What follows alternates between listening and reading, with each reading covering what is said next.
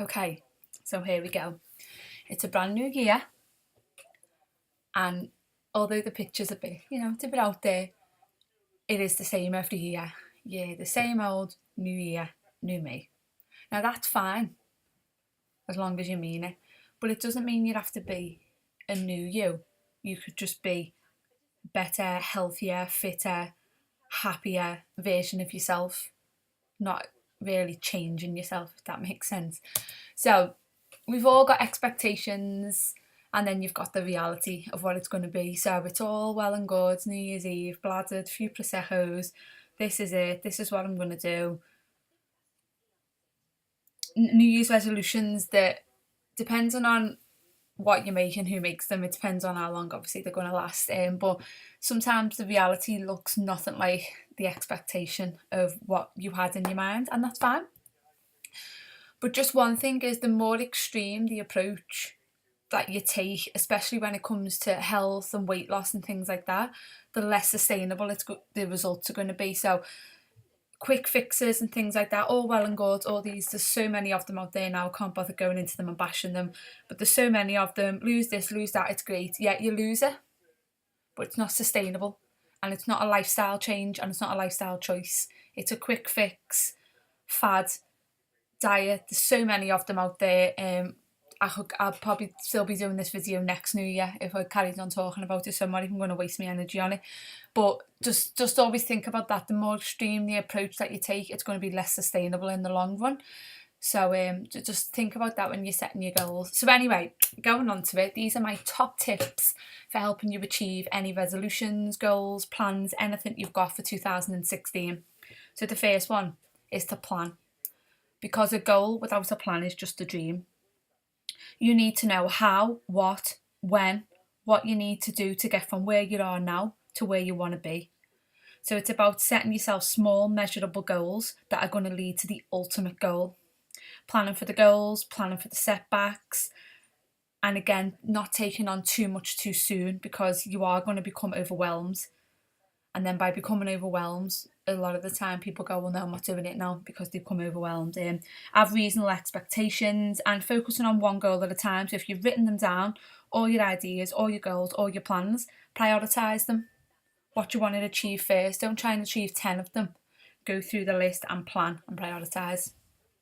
And don't forget why. Like, why are you doing it? Like, okay, you've written down your goal, but why? If you don't know why it's important to you, you're going to drop it. And there's always a reason why we do something. So really think about that reason why. Third one, plan for setbacks. Because let's face it, no one's perfect, and every so often we're going to fall off the wagon. But the most important thing to remember is having a plan for when things like this happen. So if you don't have a plan, then you're never going to know how to get right back on it. Setbacks, get over it, forgive yourself, and just get straight back on track. As I said before, writing goals down, how are you ever going to remember them or even be able to tick them off if you haven't written them down? Write them everywhere, on the fridge, in the bathroom, in your phone, just everywhere, to get constant reminders of your goals. Post-it notes around your computer, anything that you feel works for you. Moving on, taking the next one, take ownership of your goals. If you don't take ownership of your personal goal, then you're likely to blame other people and external situations for you not achieving it, when really it's down to you. It's your goal. Obviously it might involve other people and it might involve external situations, but you've got to take ownership of the goal, so it's all down to you. No one else can do it for you. People can help and guide you, but at the end of the day, it's down to you. Next one, being accountable to someone. Now, I know I just said it's your goal, but sometimes you have that nagging negative thought can come in. So sometimes it's nice to be accountable to someone, whether it be a friend, a family member, or even someone, even me. If you need someone to be accountable to, let me know. And it doesn't mean that they're going to be coming around and ragging you out of bed and shouting at you. It's just someone who can help you stay focused and be on track. So it's got to be someone obviously you trust, and someone that is on your wavelength, not someone that's going to try and drag you down. You've got to believe in yourself. Too many people are riddled with self-doubt and self-belief nowadays, and they constantly beat themselves up, telling themselves they'll never do it. And remember, anything is possible as long as you believe. So unless you believe in yourself, you can't expect other people to believe in you as well. Um, it's just society nowadays, it's life, it's 100 miles an hour. But just take a step back and just remember to like believe in yourself, because pretty amazing, aren't you, at the end of the day? This is my best one. Rid yourself of energy vampires. It's those people, and it could be family, friends, colleagues, it could be anyone who just constantly drain you of any energy you have towards anything. And sooner or later, ends up getting caught in their web of negativity. So you just need to make sure you've got a really good support network around you. And that's no matter what your goals is. It doesn't matter if your goals is not health and fitness. Energy vampires come in all shapes and forms. Not in the right frame of mind. You've got your body won't go where your mind isn't if your mind isn't already there. So you've got to be in the right frame of mind. It's all well and good saying, oh, I want to achieve this, but can't really be bothered at the minute. So get your frame of mind, really sit down and think about it. So set mini goals, because it's easier to move pebbles than it is a mountain. So instead of overwhelming yourself with this crazy goal you want to achieve by next December, and that's fine writing that down, set yourself small mini goals that are going to eventually lead to that ultimate goal. So small changes help in the big things at the end of the day, and there's no rush.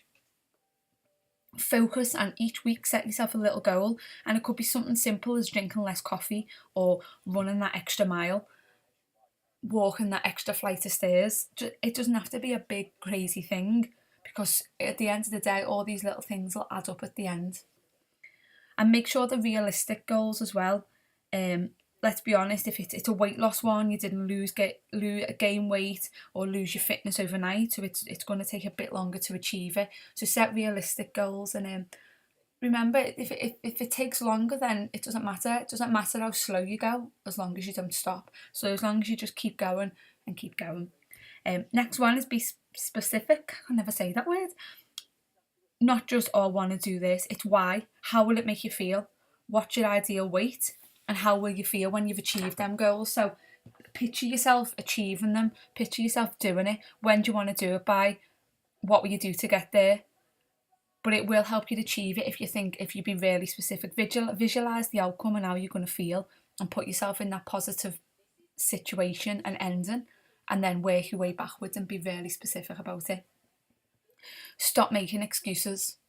They're not clever, and at the end of the day, they're going to make it's what's going to stop you. It's going to be hard, and you're going to want to give up.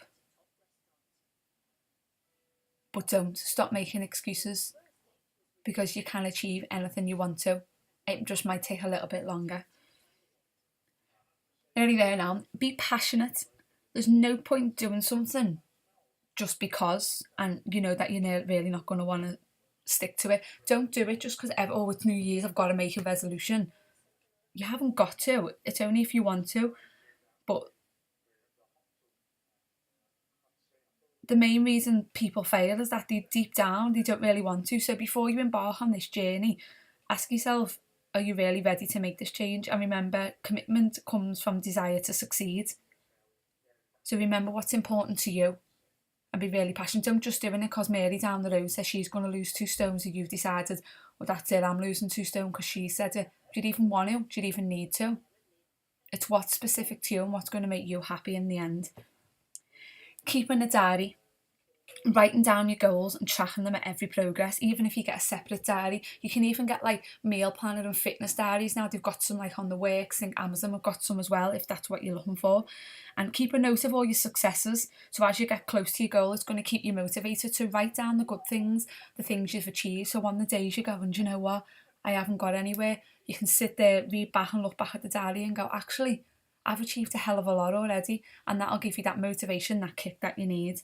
And it can be, that's what I mean, when you're going to slip, and write down how you're feeling all the time and try and work out why you're feeling it, finding it hard on that day, or why you feel stressed that day, and see if you can, it's like, find triggers of what this is, and then it'll help you get through it next time if it happens again. So by keeping a track of your feelings and your thoughts and achievements, if you ever were to slip, it can always help you get back on track as well. And finally, is assessing your environment. Is it helping or hindering you? Are you surrounded by people who are eating fast food in work? if you're trying to cut out snacks and they're in the house, and is there somewhere that you can put them so they're not in your sight? It seems like such a simple thing, but in the long run, these changes are going to really help. So remove all temptations and remove all bad foods, and then you'll be less likely to. And let people know about this, like let colleagues and family and friends know about what you're doing, and say to them, I really need you to support me on this. And the final one is just get off your arse and go and take action. And I've got nothing else to say on that. So this is my one for this year as well. Whatever makes my soul feel good this year is what I'm going to chase.